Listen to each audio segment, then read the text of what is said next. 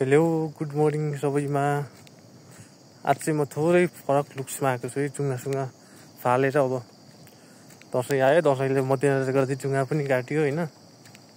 अनि अब अलि धेरै लामो समय भएपछि अलि झ्याउ लाग्दो रहेछ क्या। अब यस्तोतिर आउने अनि घरिघरिको चिला यस्तो पनि हुने होइन। अनि त्यही भएर काटिदिउँ न त, फेरि आइहाल्छ नआउने कुरा भए पो। अब 2-3 महिना लामो भइहाल्छ फेरि। अनि त्यही भनेर जुङ्गासुङ्गा पनि काट्यो। साथीहरू के छ कस्तो छ अब देशको माहौल पनि अलि शान्त हुने प्रक्रियामै छ। अस्तिभन्दा धेरै कम पनि भइसकेको छ। अब दसैँको तयारीतिर लाग्नु पनि पर्ने हुन्छ सबैजना। र के कसरी दसैँ चाहिँ को तयारी गर्दै हुनुहुन्छ, योजना बनाउँदै हुनुहुन्छ।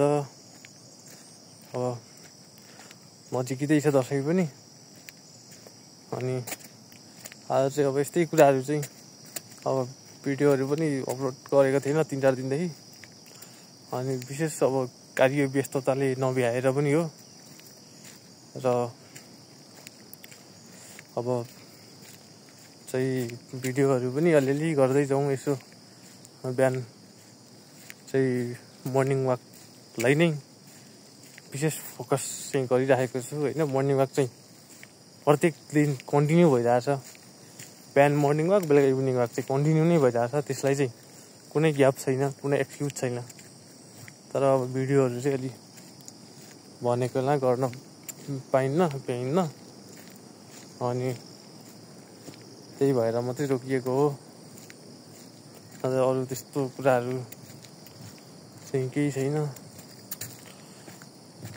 अनि के छ सबैजना आरामै हुनुहुन्छ। आज त्यस्तो विशेष कुराहरू त केही छैन। विशेष वाकिङले हो, हिँड्ने भनेको हेल्थलाई बिहानै उठेर एकदम चाहिँ तन्दुरुस्त बनाउनको लागि चाहिँ केही न केही कुराहरूको त्याग गर्नुपर्छ। अब यसमा के त्याग गरियो? निन्द्रा त्याग गरियो, अल्छीपन त्याग गरियो। निन्द्रा प्लस अल्छीपन चाहिँ अब सुत्दाखेरि त 7 बजीसम्मै निन्द्रा लाग्छ। तर निन्द्रा प्लस अल्छीपनले चाहिँ दुईटा कुरा लगभग त्याग गर्दाखेरि चाहिँ हामीलाई 25-30वटा कुरा चाहिँ फाइदा हुन्छ भने चाहिँ किन त्याग नगर्ने भन्ने कुरा हो यो चाहिँ। र त्यसैले चाहिँ बिहानै उठ्नै पर्छ, उठौँ सबैजना।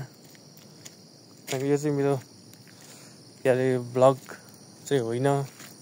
अब भिडियो बनाउँदै गएपछि विभिन्न कन्टेन्टहरू क्रिएट गर्दै हालेपछि हुने चाहिँ भ्लग नै हो।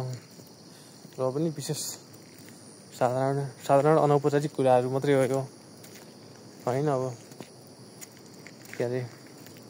यसो गरौँ उसो गरौँ भन्ने आफ्नो लाइफस्टाइल सेयर मात्रै हो, बाँकी केही पनि होइन। अब सामान्य कुराहरूको लाइफस्टाइल सेयर गर्दा पनि त्यस्तो फरक नपर्ला जस्तो लाग्छ। विशेष कुराहरू सबै कुरा चाहिँ सेयर गर्न अलिक मिल्दैन, सकिँदैन। कसैले पनि गर्नु पनि हुँदैन आफ्नो व्यक्तिगत जीवनको बारेमा। सामान्य कुराहरूको सेयर गर्दा केही फरक पर्दैन जस्तो लाग्छ मलाई। ल, स्वस्थ रहनुहोस्, मस्त रहनुहोस्। अहिलेको भिडियो चाहिँ यतिमै मैले इन गरेँ। बाँकी कुराहरू, बाँकी दिन, बाँकी समय, अवस्था, परिस्थितिलाई चाहिँ मध्यनजर गर्दै यो भिडियो चाहिँ मैले यहीँ टुङ्ग्याएँ त।